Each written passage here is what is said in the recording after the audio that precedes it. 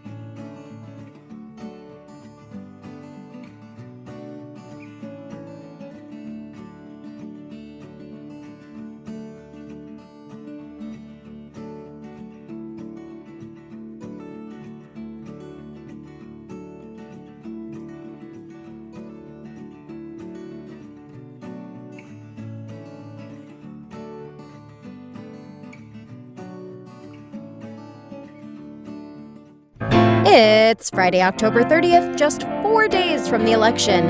And unlike Deutsche Bank, we're not forgiving anything. Today is COVID Awareness Day Part 2 on Vote for America. And we'll be doing our weekly roundtable with the Lincoln Project's own Mike Madrid and Sarah Lenti, as well as speaking with a Lincoln voter who could teach us a thing or two. And now our host, Lincoln Project co-founder, Jennifer Horn.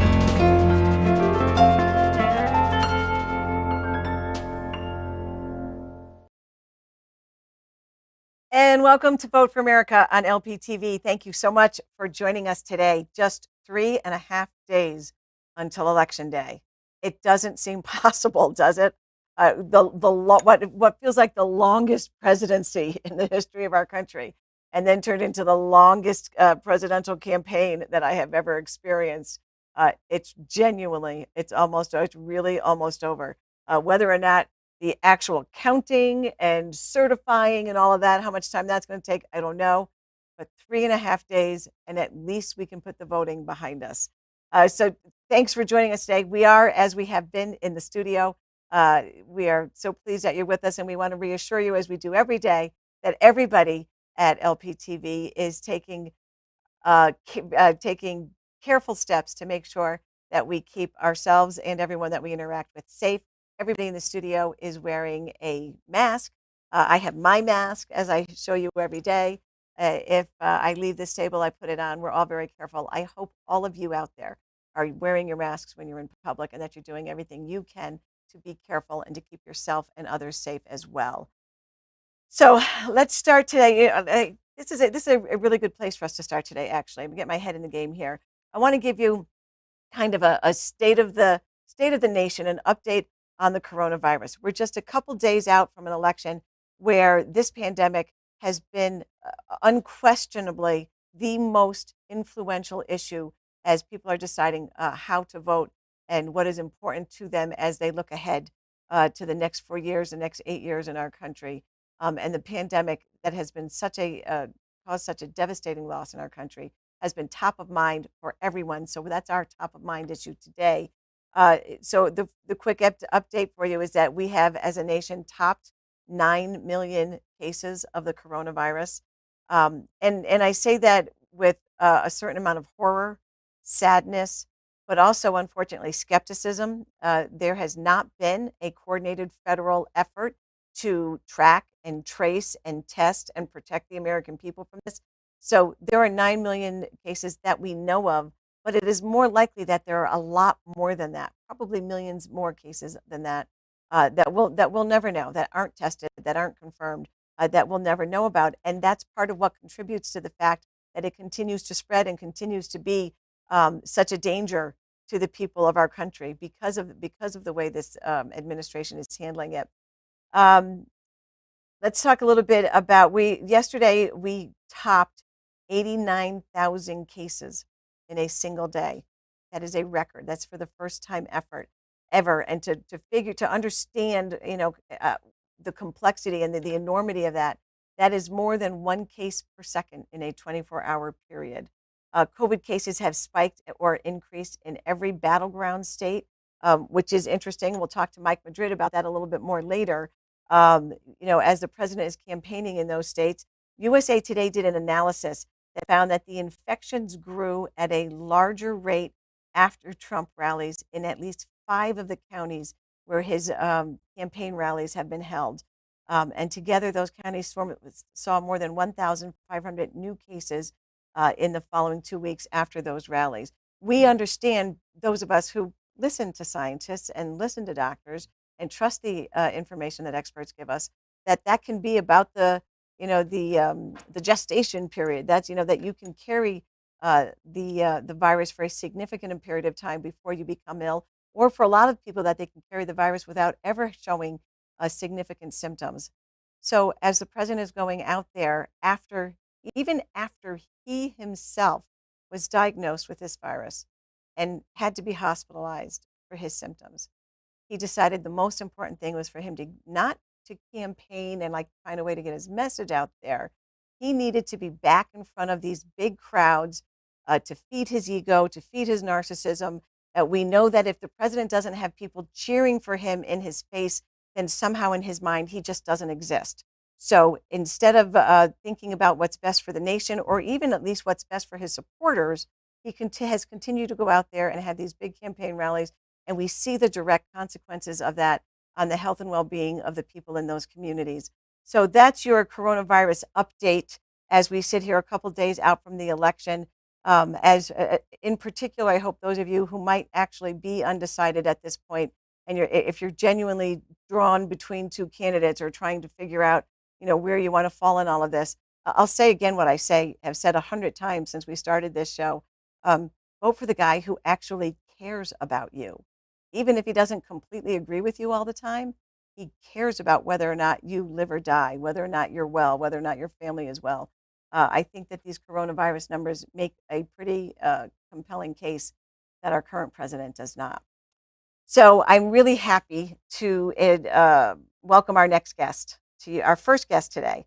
I apologize. I'm really happy to welcome our first guest today. He is a middle school teacher from Kenosha, Wisconsin, a primary state that a lot of us have been paying close attention to. He's been a conservative his whole life, but he could not vote for Donald Trump. He has the very difficult task of explaining these difficult times in which we live to his students. Please welcome Brian Gaudio. Brian, thank you so much for being with us. Welcome to the show. My pleasure. Thank you. It's great to have you here, Brian. You and I share something in common in that we are lifelong conservatives. I've always, until Donald Trump came on the scene, I've always voted Republican in presidential campaigns especially. And like you, I just could not see my way to do so. What was it for you? What was the moment or the issue? What was it that made you say, I just cannot cast a ballot for this guy? Well, like you said, I'm a lifelong conservative. I was a kid who even listened to Rush Limbaugh in high school, which is kind of crazy. Um, but when Trump came on the scene, for me, it was immediately apparent that uh, he was not qualified to be president, either intellectually or in terms of character. And it, going back to, I mean, there's so many moments that cemented that for me. But I think about what the terrible things that he said about John McCain when he said John McCain was not a hero, even though he was a prisoner of war. And then it's very vivid in my mind the moment when I saw the Access Hollywood tape, and for me that was a point of no return. And I even called my parents, who are conservatives, at that moment, and I said, "You can't still be voting for him, can you?" And uh, ever since then, it's been baffling to me how anyone could possibly support this person. Well, let's start. Let's take a step back. You talked about, you remember well when Donald Trump made those comments about John McCain, like he likes a soldier who wasn't Mhm. captured, that sort of thing. Since then, we know that he has gone on to call our troops suckers and losers, and he thinks the generals are idiots. He knows more about fighting wars and ISIS than our generals do. Um, he, the way that he talks about our troops is so demeaning and so disrespectful. For me, it's a shock that more Republicans have not spoken up against him, because a strong national defense and respect of our troops have always been such an important platform issue for us as conservatives. Have you talked about that specific issue with other conservatives? And just what are your thoughts about that? That is one of the things for me as a conservative that offends me the most. Yeah, I have. I've done a lot of soul searching myself, and talking to family members who are strongly conservative and still support Trump.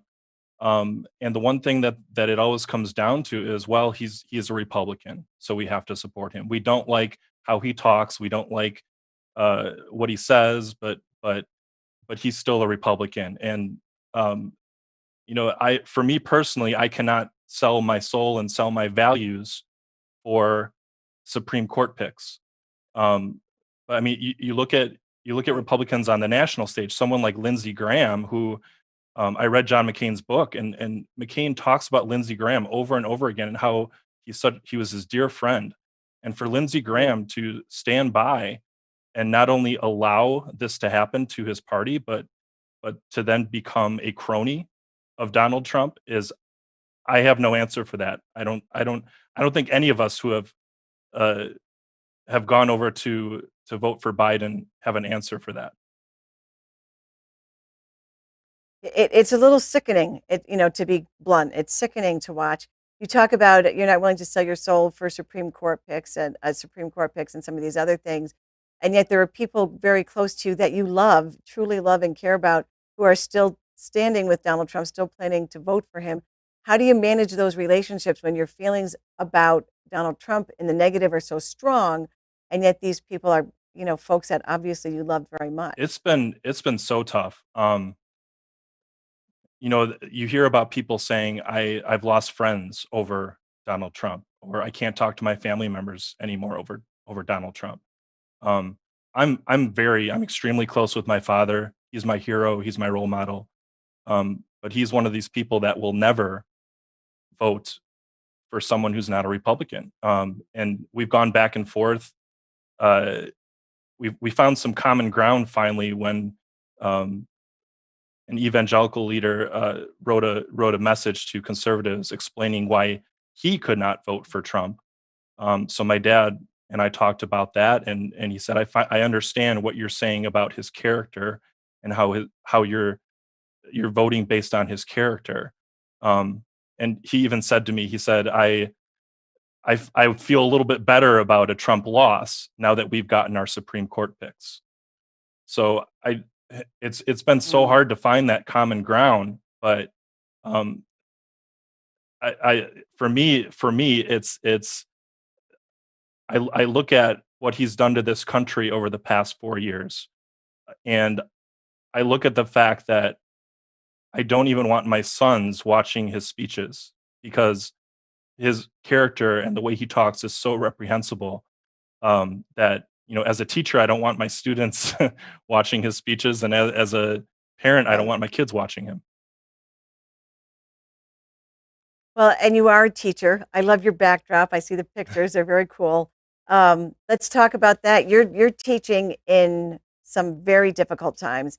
The pandemic and the restrictions that have come with it have really had a direct, personal and difficult impact on children who are school age right now.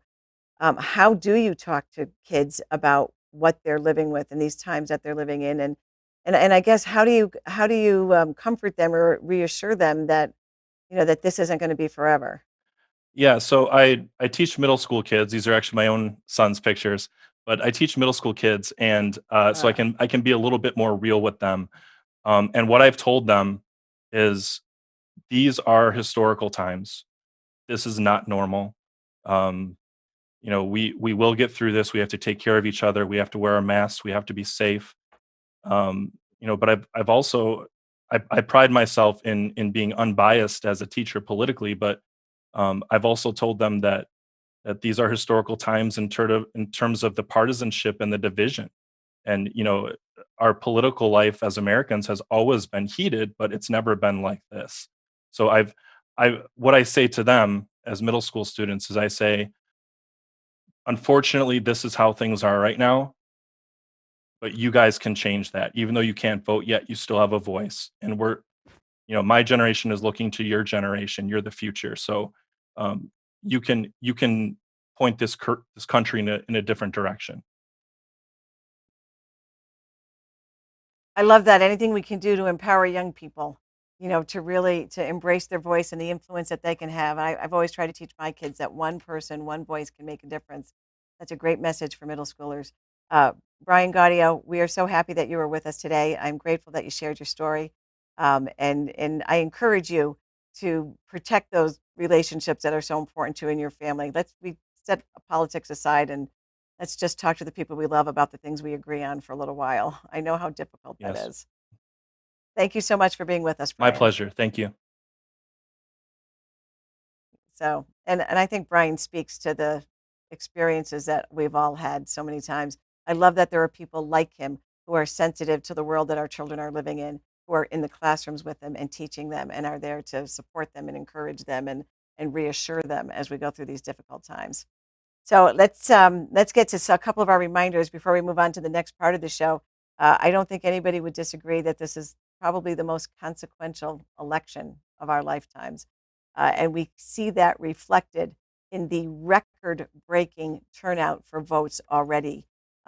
More than 81 Americans have cast their ballots as of yesterday. That is a record number. We know that in the state of Texas, more people have voted early voting than voted in all of the 2016 presidential cycle. So we want to see you celebrate that vote. We want to see your selfies. Put them up there, hashtag Vote for America, and we will go looking for them. There has been a massive turnout this year. We love how excited and enthusiastic everybody is about voting. And there's this one in particular that I saw yesterday, popped up on my feed, that I just thought was so cool. I wanted to share with everybody from Sabrina. She said, 3 generations of voters in our household, including our 19-year-old first-time voter. Look at them all there with their I voted stickers. What I really love about this, it's not just that their 19-year-old is out there voting, but look at the younger sister in that picture too, who was there and participated and is learning from the example of her older sister and her family how important it is that we embrace this, our right to vote and the power that we have in our democracy. Coming up next, we're going to have our weekly roundtable with Mike Madrid and with the executive director here at the Lincoln Project, Sarah Lenti. I can't wait for that conversation. It's always so engaging and interesting. And we're going to be getting some of your questions that you've sent us answered by the professionals as well in this next segment. Before that, we have a few messages for you from the Lincoln Project. And after that, we'll be right back.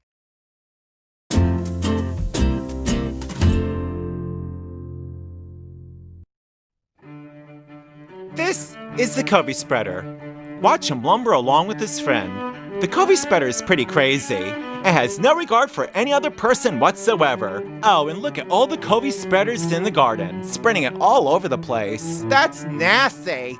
Ooh, look at this Covey Spreader. He don't give a shit. Look at his wet little nose. Ugh, look how he burrows that wet little nose in. Get in there, Covey Spreader. Oh no, look at this crazy Covey Spreader. This one don't give a fuck. She just yells and yells and yells. What is she yelling now? The best is yet to come! Ew, that is so nasty. This nasty one wants her COVID everywhere. Ooh, here's a den of Covey Spreaders flipping their hair around all over the place. Covey Spreaders don't care. Covey Spreaders flip their hair around wherever they want. They don't give a shit. Oh, and there she is. Look at the queen. Covey Spreader is looking around to see where she can spray it. Ew, it's gonna be all over the place. Oh, look, here's a fierce battle between Covey Spreader and this nice COVID-free gentleman. He's nice and healthy, but Covey Spreader don't care. Look at him yelling and launching his droplets. He don't care. Oh, he's just launching his Covey rockets at him. He don't give a fuck. Look at this Covey Spreader. Ew, a fly just dropped right on his head there. He's just living on his head right now, but Covey Spreader don't care. Covey Spreader don't care if a fly lives on his head. Oh, look at where he is now. He's way up high now. If Covey Spreader wants to go way up high, he just does it. Nobody's gonna tell him what to do. Covey Spreader has sharp, tiny claws that he uses to put his nasty infected mask away in his pocket hole. Get in there, mask. Covey Spreader don't need you. At nighttime, the Covey Spreader goes begging. He just goes wherever he wants and begs. Let's see what he has to say this time. I'll kiss the guys and the beautiful women and everybody. I'll just give you a big fat kiss. Ew, oh my god, that's nasty, Covey Spreader, you're nasty.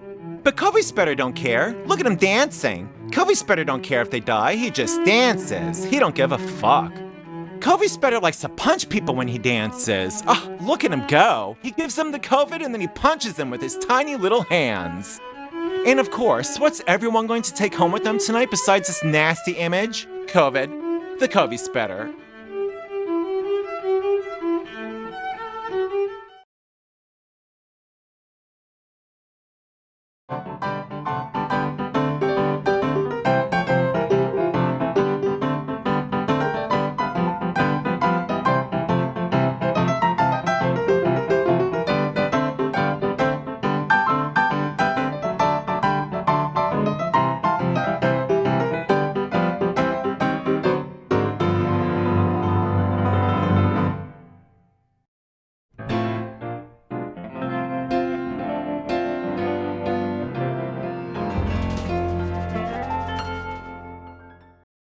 Where are we looking?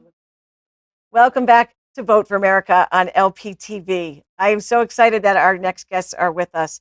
They are some of my really favorite people, I have to say. And I know I say that about everybody from the Lincoln Project when they come on. But it is such a group of smart, good people united trying to do good things for our country.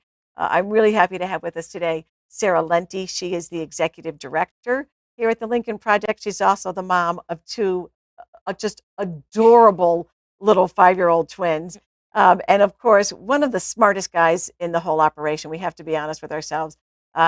He's one of my co-founders here at the Lincoln Project, Mike Madrid. He is the master of data here. So it's always great to have you with me, Mike. Sarah, this is your second time with us, but the first time on the roundtable. Right. Yes, I'm excited to have you guys today. There's so much going on. Mike, you sent out a tweet this morning that got all of us in the Lincoln Project, kind of excited as you were updating everybody on the data. So far, what we're seeing in the early vote, it's not just that it's this record-breaking turnout. Yeah. It's possible that as much as 13% of Republicans who have voted early have voted for Biden. We started out here saying, gee, if we could get 3 or 4% of the Republicans, we could win. What happened? What is first of all, right? How confident are you Yeah. of that number? And then what does that mean for Donald Trump? So look, Jennifer, you characterized it accurately, right? We had always strategically positioned to get just 4% of the vote, the Republican votes, Republicans to move away from Donald Trump and to Joe Biden. We're sitting at about a 13 share right now. Wow. I actually believe it's going to get higher. And the reason why is because if you look at where the spread of the COVID virus is happening, it's happening in red state America. And it's why you're seeing the collapse when infection rates go over the national average. Their correlates drop in Trump's support levels. People just get it. It becomes very real. They say we can't continue with this, and they do move off of them. So look for numbers in Iowa, Wisconsin, North Carolina. Actually, Biden is moving into a positive position where it's been about dead even. Florida numbers are getting stronger. Go back and say it again. In what state is he getting about? North Carolina. Is that crazy? It is crazy. I mean, that was one of the very first states that the Lincoln Project invested in. Right. We knew that they had the demographic profile that we needed to get there. It got a little sticky about 2 weeks ago. We actually moved some resources into Pennsylvania as a result, but not anticipating the rise of the COVID infection rates. Right. As we're seeing those happening, we're also seeing a late break, which is very typical of a presidential campaign where undecided voters are moving towards the challenger. Undecided voters in the last week of a race by about 82% moved towards the challenger. We're seeing that happen with Biden right now, and it's why the race is growing further apart, not closer together in Biden's favor. So before we move on we have a tweet for you from one of our listeners, but I want to expand a little bit more on what you talked about about the coronavirus and how that's impacted these numbers. It's not just that we're out there, we're hearing people say, talking about the pandemic and their disappointment in the president. We've done some work at the Lincoln Project that shows a real data correlation there. Yeah. In fact, this is really one of the most, I think, data-driven strategies that we've employed. We noticed this trend in an April-May timeframe where we started to see infection rates exceed the national average in specific counties. We noticed that there was a correlation between the drop in Donald Trump support levels and also in red state governors, because it was red state governors that were following Donald Trump's political lead. They were playing along. They were enabling the president's political moves instead of looking at the science. The voters were responding. What we did at that point was we started a strategy called buying into the spike, where we were literally placing ads based off of the life cycle of the virus and following it around the country and pushing Trump's support levels lower. What's happened at this point, heading into the fall, is the COVID outbreak, the pandemic is expanding in the country by shocking numbers. You just shared some of those. But it's also almost a direct overlay with red state America at this point. So all of these states that he was trying to hold on to and convince this was not happening are now suffering from the outbreak in a way that other parts of the country were affected by it before. Earlier. And we're seeing a drop in support levels. It's why I'm predicting that 13% number of Republicans leaving Trump and going to Biden is actually going to get higher. And I've said from the beginning, you and I are the two Republicans, still Republicans in this group, separate from the strategy and the numbers and all of that. In my heart, I wanted Donald Trump to be defeated by Republicans, by the people who elected him. It's possible that could really happen. It will happen. So it's going to happen. Yes, it's going to happen. So Mike, I have a follow-up question on that for you. You sent that tweet out about the 13%. And we got you've got a question came in for that from one of our listeners. Mike, you retweeted earlier today these numbers. I understand the significance of 13% of Republicans being well above the Bannon line. I'm interested in the 60 number for independents. What targets does Biden need to hit with that group in Florida, Texas, Arizona, and other states like that? That's really a great question. And the way to answer it is, again, to look at basically, let me just answer it really directly. He simply needs a simple majority at this point. If he wins over half of them, the Republican base is smaller than the Democratic base. So if Biden is getting 13%, he's already eating deep into kind of the bone of the support levels that Trump needs. At that point, he simply needs to get 50% plus one of all of the independents that are out there. Right. He has been sitting at about a 55 to 60% share for the past 60 days. I think that probably is the range it will sit in, probably 55, 57%, which should be more than enough. Which is enough. It's more than enough because Republicans are leaving, abandoning the Trump train. Now, before we switch topics, you just made me think of one more quick thing. We're 3.5 days away from Election Day here. 3.5. We're going into the weekend. Yeah. There's still a lot of early voting taking place. And then obviously on Election Day, when the other folks turn out, we know that Election Day is going to be the bigger day for Republican votes. It will be. And all of this time leading up looks like it's the bigger time for Democrats. Mm-hmm. What would have to happen realistically for Trump to overcome this record turnout in early voting? You would have to have something that has never happened in the history of American politics before, which is you would have to have a dramatic, isolated over-performance of non-college educated white voters. And I say isolated because you've already seen massive turnouts from younger people, people of color, and Democrats. So you would need There's just not enough of them left. There's not enough of them left. So you would need to have a massive incursion of new voters that meet this demographic profile that is not being seen anywhere, but also not just perform to the levels that their non-white counterparts are performing at, but dramatically exceed that. Right. Keep in mind, the Latino vote hasn't shown up in any meaningful way yet. I'm talking specifically about Texas, Florida, and Arizona. If you look at Hispanic counties, they're still underperforming. The reason why is Hispanic voters overwhelmingly are day of voters. Okay. So that is going to further mitigate the interesting. Republican numbers as well. All right. So that's fascinating. And so let's kind of take a step beyond that then. And, we've been talking on this show a lot about the impact that the pandemic has had on voters and the extraordinary influence that suburban women in particular are going to have on this. And Sarah, you're kind of living that life right now. You're a suburban woman. You're a mom. You're a single mom with these two little kids. In a purple state. In a purple state. And you just learned that one of your 5-year-old son has been exposed to the coronavirus through a classmate, unfortunately, who I hope is okay. Yep. You're living exactly what we talk about the American people experiencing right now. Yes, I have twins, and they're in the Denver public school system.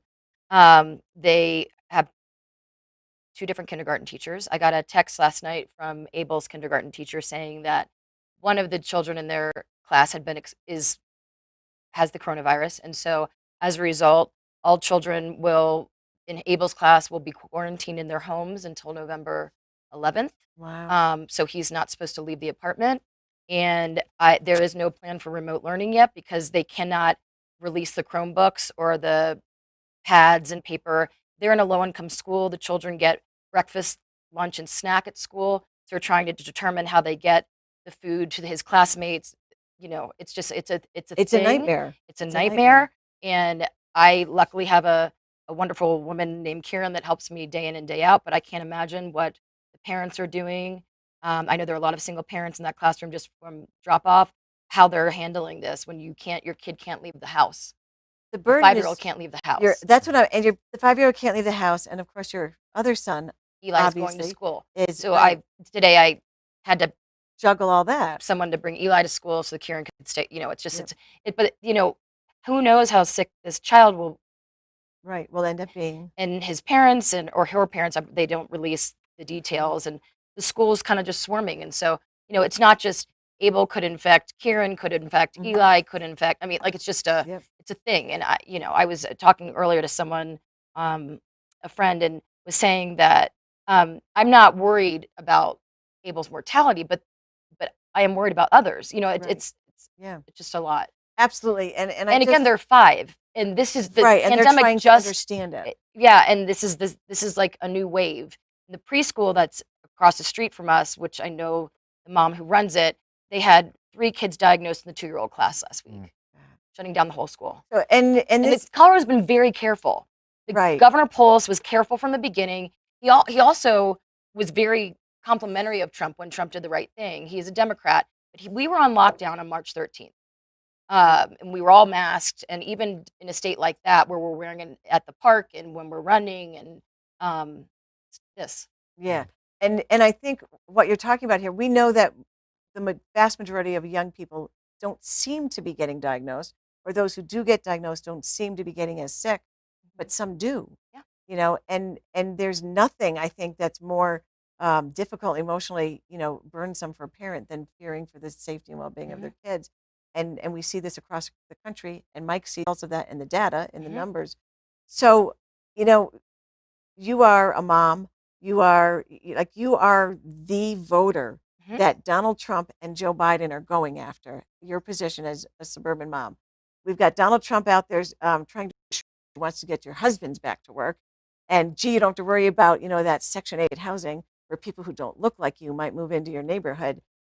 Is Donald Trump saying anything at all that you think is speaking to a suburban woman in 2020? Nothing. And in fact, I think they're missing the mark. They think that with Amy Coney Barrett, that they've had a big win with women. Well, they've had a big win with their female base, but the rest of women around the country are pissed. Right. And it's not just that she's pro-life and adamantly pro-life, and we know that. It's that her lack of experience on the bench, that this was rammed through, right, that she was at a presidential rally. Like, what in the, what the hell is going on?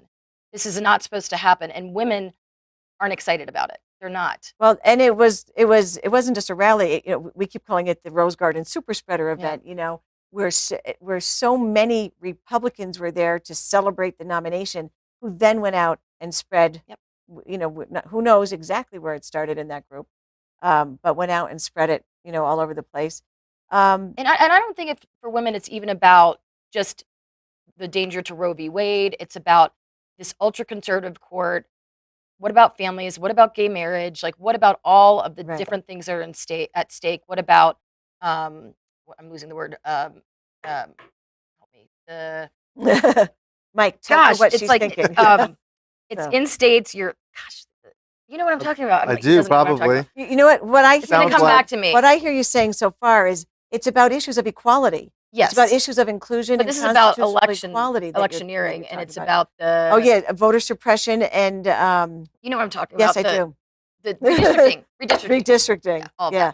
It's about all of that. I think what I have heard from a lot of my female friends, as we've talked about this, about the SCOTUS thing, is that it's not even just, it's not, like they don't even, some of them talk about the individual issues.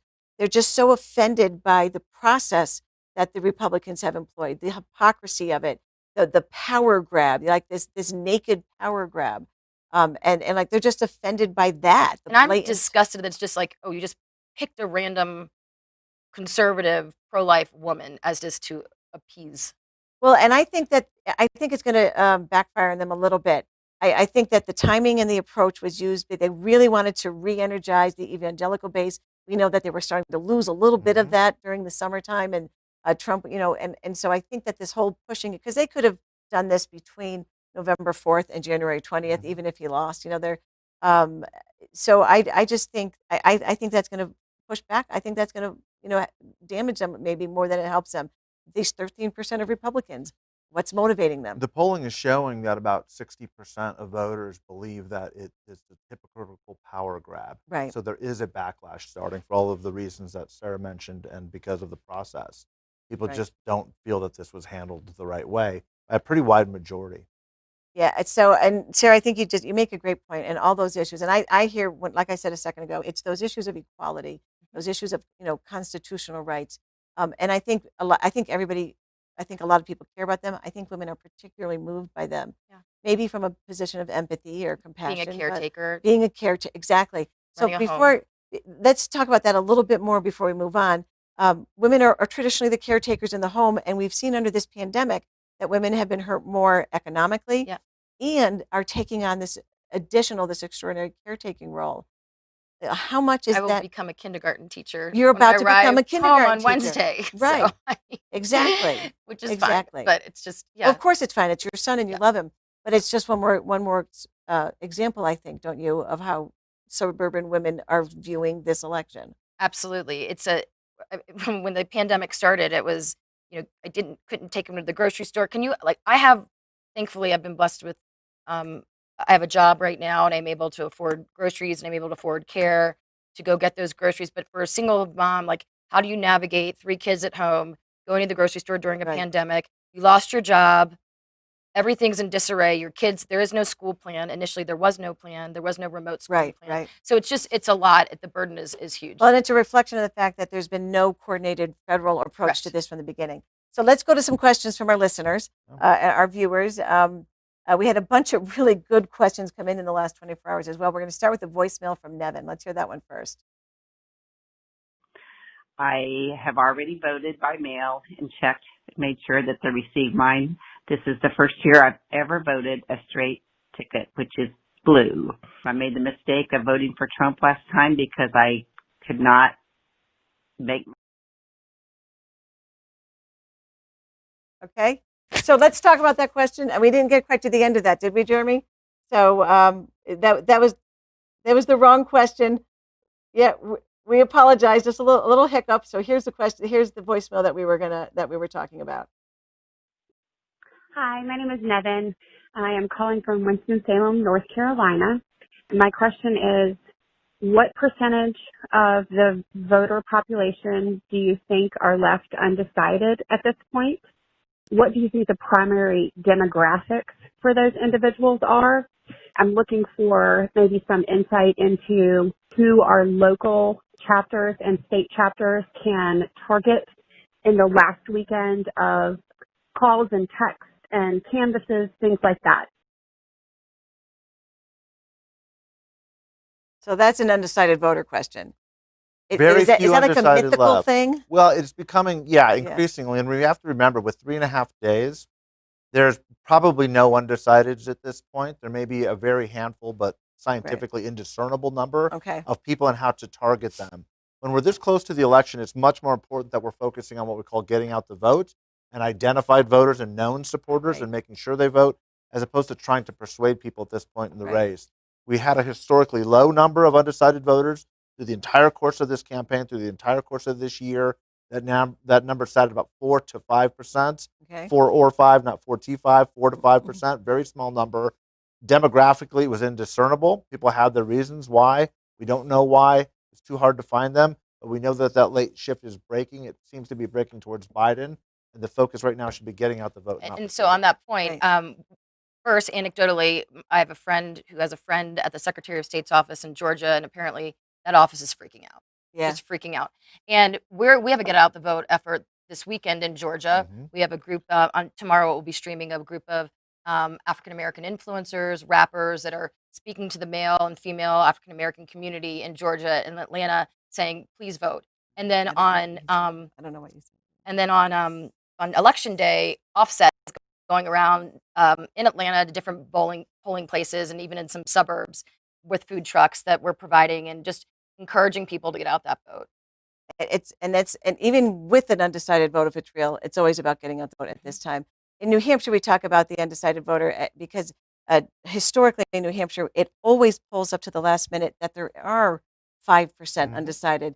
And we have, stories from New Hampshire where people talk about, they'll say to the camera as they're walking into the polls, I just don't know. I'm waiting to see the names on the, I'm waiting to see it and see if that triggers a preference for me. I find that unbelievable, pretty stunning for people who are. It's just shocking to me. So we have another tweet here from Michael in New York. Let's see if we can bring that up. Michael in New York says, we hear that Trump has teams of lawyers on the ground, I'm assuming in battleground states. What legal shenanigans is Trump and company fixing itself to get into? And is there sufficient legal firepower in place to fight this? Which one of you wants to jump on that? I was on the legal team in 2004 I'm not a lawyer, but out in New Mexico. So in most battleground states, both the RNC and the DNC will set up legal teams getting ready to battle whatever voter suppression, whatever electoral fraud they see going on to call it out. lawyers are very rarely involved in what we typically look at as suppression efforts. They're usually there for what we call ballot integrity efforts, right? They're there for the after count to make sure that the vote is as secure as it can be, at least from their partisan perspective. So I'm not worried about the vote being suppressed through the use of lawyers on the ground. Right. But it is something that can be, unfortunately, dangerous on the back end when ballot starts to get challenged. But again, to Sarah's point, both sides are lawyered up. Both sides have been prepared for this for some time. And if you were involved in going to any county government center where these are being processed, you would see legal teams from both sides. Yeah, and that goes back to the get out the vote message.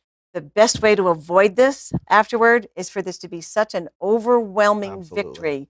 And something else that we should remind people of, on the president's side, if there's going to be a bunch of any sort of legal challenges, it's got to be funded by somebody somewhere. We know that his campaign is almost broke. We know that the RNC is almost broke. And we also know that if Trump loses, the RNC is going to care more about building the party than about spending their last dime trying to defend a candidate that they know is going to lose anyway. So get out there and vote. That's the most important thing. So before we lose you two, and I love having you here. I know you guys have somewhere else to be.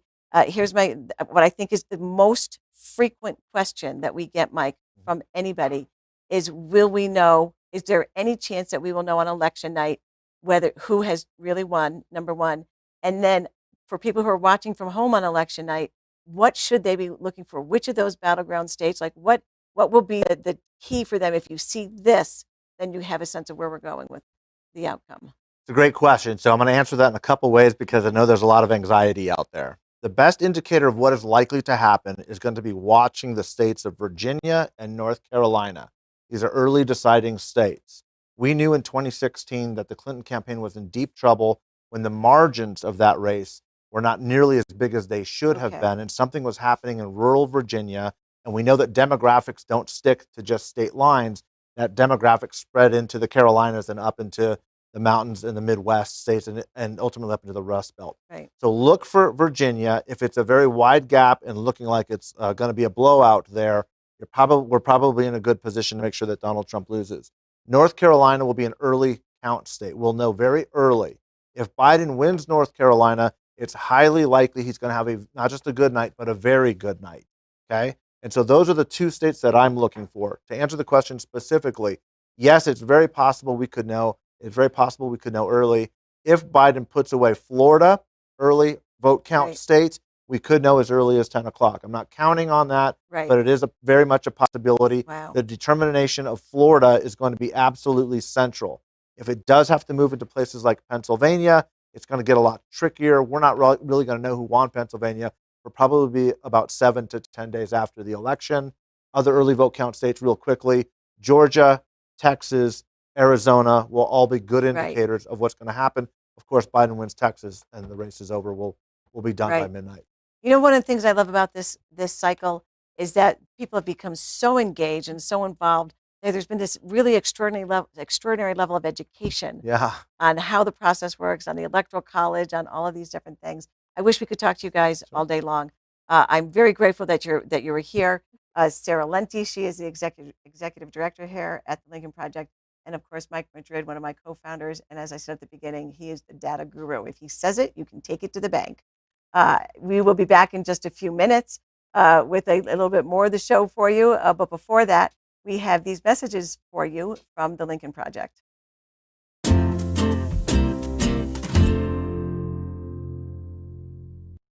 Absentee good, universal mail-in, very bad. First, Trump tried to suppress our vote by disabling the post office. When Texans pushed back and elected to vote in person, Governor Abbott ordered restrictions on drop-off locations to just one per county. Counties can now only offer one location. That would mean just 3 drop-off points for millions of voters in Austin, Houston, and Dallas, and every other large city and county in Texas. To use a single drop-off location in these massive counties is not only prejudicial, but it's dangerous.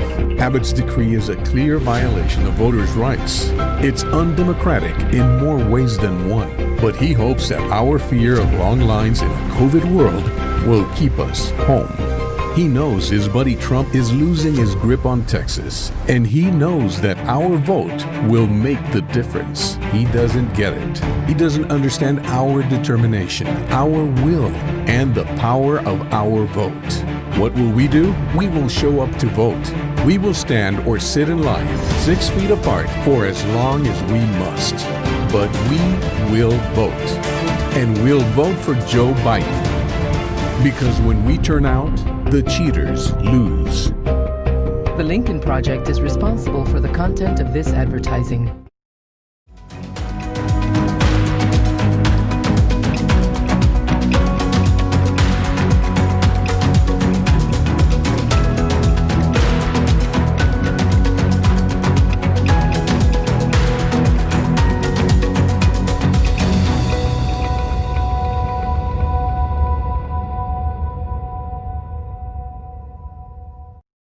There's mourning in Wisconsin.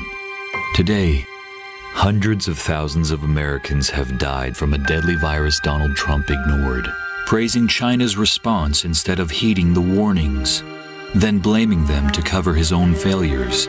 With the economy in shambles, people across Wisconsin are still out of work, one of the worst economies in decades. This afternoon, millions of Americans will apply for unemployment.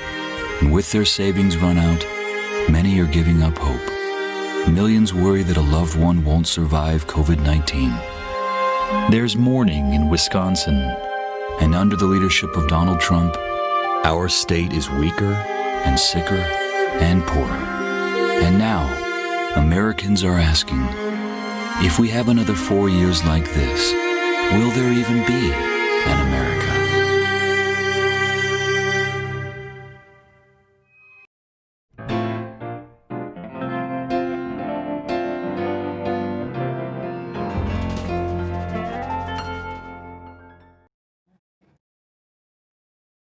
Welcome back to Vote for America on LPTV. I have some important information that I'd like to share with you, some important tools. We want to make sure that you know that they exist and how to use them. They're both going to be useful as we go into these final few days of the election.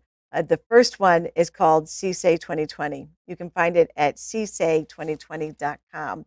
It is a free and anonymous platform for voters to report instances of voter suppression in real time. You can report any form of voter suppression, from voter intimidation or things like misinformation and broken voting machines. We hear all different kinds of stories that come in. And here's a perfect example of things that you might not even think of. There's a situation out of North Carolina, where there was a witness who reported through CSAY 2020 that their voting site had been closed for 2 days when it was supposed to be open during early voting. It had been closed for 2 days due to the COVID-19 concerns and lack of staff. The location is a major site for Black voters in that county, and the nearest site requires traveling to the western part of the county that has a history of intimidation. That is a perfect example of the kind of thing that you can be reporting through CSAY 2020. And all sorts of things. People who are being intimidating while you're standing online, people are trying to block the entrance, people who are electioneering too close to the entrance of the polling place, things like that make it difficult for people to vote or to feel comfortable going there to vote. So how does it work? It's really easy to report a problem at CSAY 2020. You go to the website, you select the type of incident, you write a quick description, and then you add a photo or a video if you're able to. I want to emphasize how really helpful and important it is to upload that photo or that video if you're able to do so. It makes it so much easier to have that problem addressed as quickly and efficiently as possible. Then you click submit. From there, everything that you've submitted, you, voting officials, and the media will be able to see it. They'll know what's happening in real time and have the best opportunity to correct it. You can see from this map of the country of incidents that have been reported and the places that reports are coming in from across the nation. I'll say it again. What I love about this csay2020.com is that we are crowdsourcing the protection of our democracy. Free and fair elections without intimidation, without suppression, are the cornerstone of the American system, of what makes us strong. And this is an opportunity for all of you to be involved in making sure that we protect that as we go forward. CSay2020.com. I also want to give you a quick update. We talked about this yesterday, stomptrolls.com. This is another tool that will be important for you to use, not just in these days leading up to the election, but in the days and frankly years that follow. Stomptrolls.com is about stopping, crushing misinformation that is being spread around our country by bad actors like Russia. So let's see, you go to stomptrolls.com. And before I even explain it to you, let me show you this video about how it works. This is a fake post by Russian troll farms. Russian troll farms are large-scale orchestrated campaigns to promote pro-Putin and pro-Russian propaganda. Their goal is to use false information to undermine the U.S. election and Americans' sense of trust. Here's what you can do to help stop it. Step 1. Copy text. Step 2. We've identified a troll post. Paste the text above into the comments.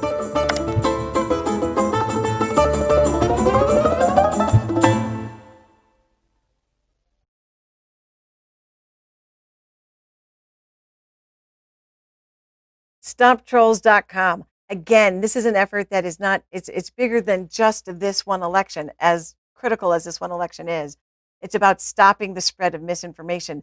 And let's be very, clear about what misinformation is all about. It's about bad actors sowing information, false stories, whatever it is, for the purpose of undermining democracy in America. They want you to believe these stories. They want you to share them. They want you to get emotional and angry at your family members, angry at your neighbors or other people who might not agree with you or believe it. They're trying to sow division so that their long-term goal is to sow divide and weaken our relationships with each other and as a country, that democracy fails. That's what this is all about. So when you go to stomptrolls.com and learn how to participate and become part of this, you are fighting for the preservation of democracy. We had another party last night. We had another troll stomping party last night at the Lincoln Project.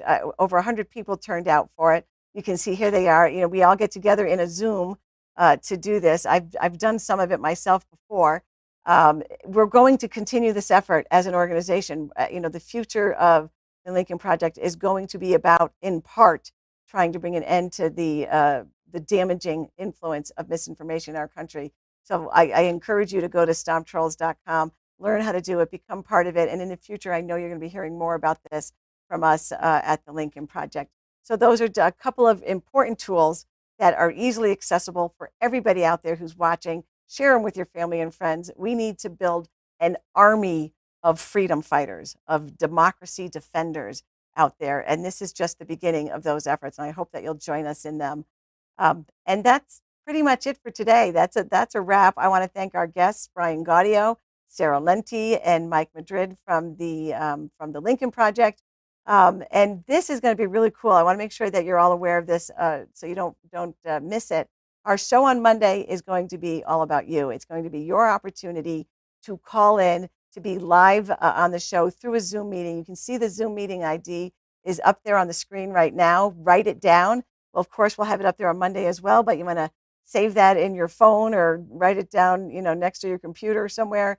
You'll be able to join us with that Zoom meeting ID and possibly be one of the people who joins the conversation live during the show on Monday. And I'm looking forward to having those conversations with all of you. We've so enjoyed your Twitter questions and your voicemails and everything else. And this will give us a chance to talk to each other face to face. So I hope that you'll be here with us for that on Monday as well. So, excuse me, I'm starting to get a little bit hoarse here. It's been a long week.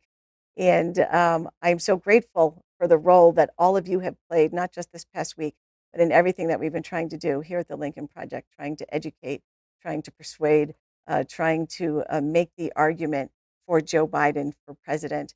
And as I've mentioned in previous shows this week, it's closing argument week for candidates and campaigns. They're out there trying to make what they think is their best argument to close the deal with voters.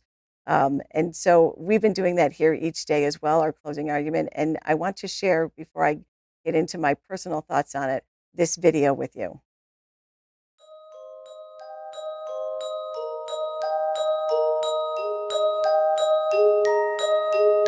When I was 8 years old, I wanted to be like President Truman. When I was a kid, I aspired to be just like Teddy Roosevelt. I was inspired by President John F. Kennedy. I'd say the guy who really stood out in my mind was President Lincoln. When I was a young woman, I wanted to be like Ronald Reagan. It was my grandma who told me when I was a little kid that the best thing to do was to be nice to other people. And he set the example for that I still live by. It's my main man, Washington. I chose him because he's an original. And I'm the original too, you know. When I grow up, I want to be just like President Obama. President Obama inspires me. Teddy Roosevelt. Thomas Jefferson. Ronald Reagan. John F. Kennedy. When I was a kid, I idolized Thomas Jefferson. I wrote a pretty good paper in the 6th grade about him. Very dignified. Humble. He was a diplomat. He didn't make you feel less than. This is a guy who fought for the rights of children, fought for the rights of women. He was principled. A man who people wanted to be like. I think he was a good role model. When I grow up, I want to be just like.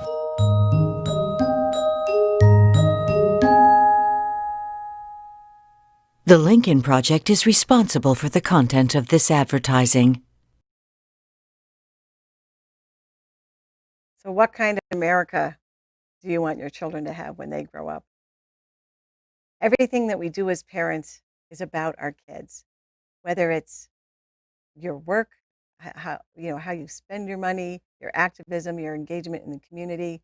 Everything we do is about making a better world for our children. I have 5 kids. My youngest is 24. My baby is already 24. But even as adults, I watch them. When they hurt, I hurt. When they dream, I dream. When they reach for something, I want so badly for them to have it, for them to be able to achieve it. I'm so proud of the adults they've become. And I, as a mom and a dad, I know you all feel the same way. I've become a grandmother now. We look to the future. We always look at the future through the eyes of our children. That's what this election is all about. What kind of an America do we want our children to be raising our grandchildren in? It's so much bigger than any one issue. I remember that Ronald Reagan said once, freedom is always only one generation away from extinction. That's why so much of what we've talked about here at the Lincoln Project is not about small issues, but the big overarching, who we are, what defines us as Americans, who we are, what makes us different, what makes us strong, what makes us unique from everyone else in the world. We are strong as a people, not because of our politicians, but because of us, because of our neighbors, because of each other. We are strong because of our people, not because of the folks that we send to Washington, D.C. Joe Biden is not a perfect man. I don't make that argument. But I believe that he is a good man. I believe he's a man who can acknowledge when he's made a mistake, who learns from those mistakes, who, like all of us, has become a better person as he has walked through life, who has suffered greatly, who has had the opportunity to serve and to inspire as well, who wants a great America for our children. I believe that Joe Biden, while I may disagree with him on issues, the smaller issues that we've talked about, I believe that he is with me on the really big issues of preserving democracy and freedom in our world, of making sure that we have leadership who cares about the safety and the health and the well-being of our country and our families and the people that we care about, and a leader who will always treat us with dignity, who does not seek to make any of us feel less than. Unfortunately, the tragic loss that we've experienced as a country because of the pandemic has also fully exposed who our current president really is in his heart. The problem isn't that I disagree with Donald Trump on political issues. The problem is that I don't believe that he is a good person. I could never vote for somebody who so devalues human life, who is so willing and happy to demean and dismiss women and veterans and immigrants and the disabled and members of Congress that he disagrees with. Anybody. He so devalues human life. He is not qualified to be president of a nation as great as ours. So this is our test. This election is a test of we the people. Are we going to pass the test? It's not about Biden versus Trump. It's not about red versus blue. It's not about any of that.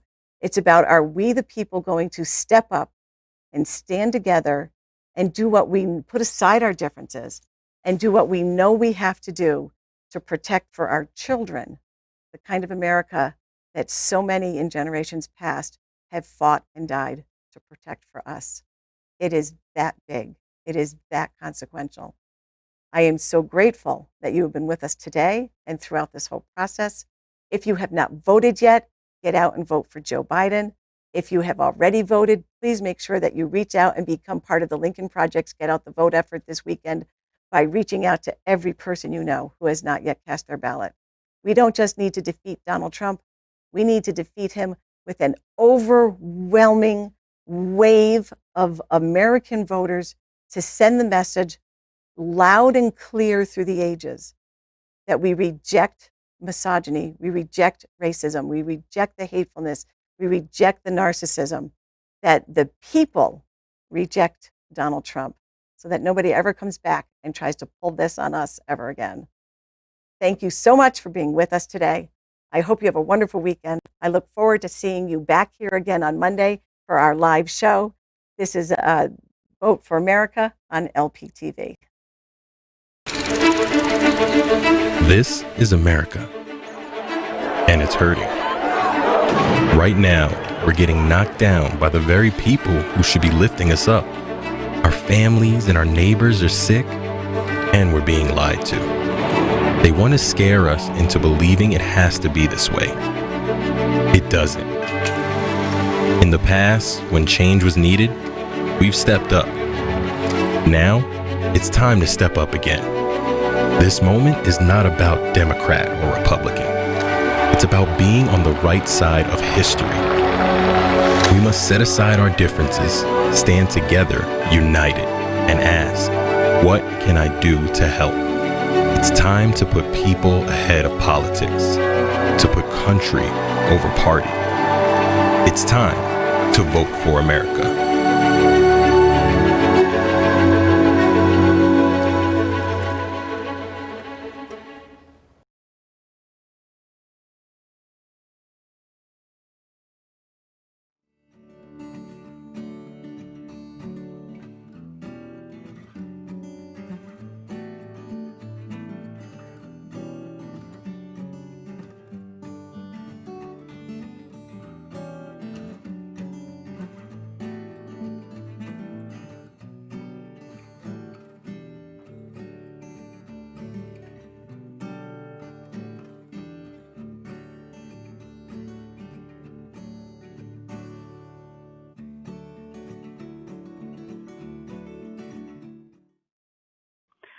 I have already voted by mail and checked, made sure that they received mine.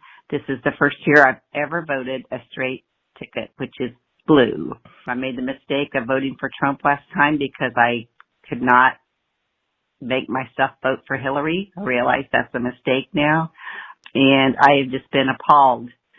As a retired ICU ER nurse, I am appalled the way he has not only behaved, but the way that he's made no really attempt to control the coronavirus.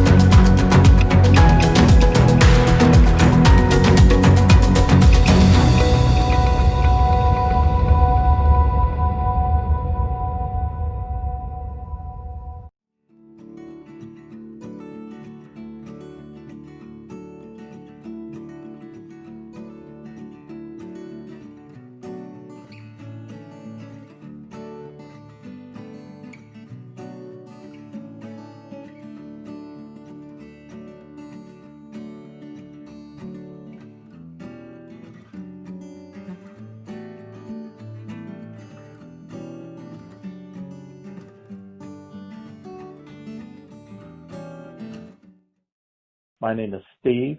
I live in Arizona. I think we shouldn't go in this direction, really. To try to analyze the president or something like that, it's a total waste of time. We need to stay on track and stay on the message, which is this is about saving the soul of the United States, and Biden is the best person to do that.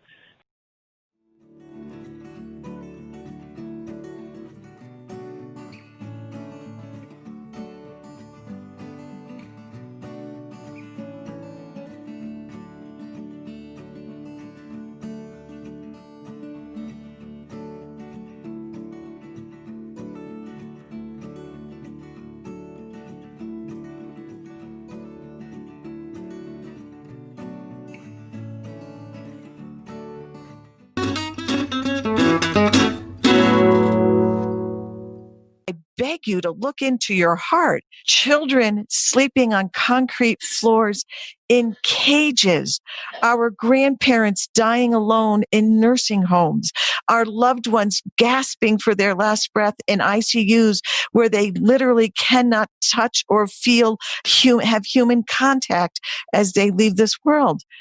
There is no pro-life argument for Donald Trump.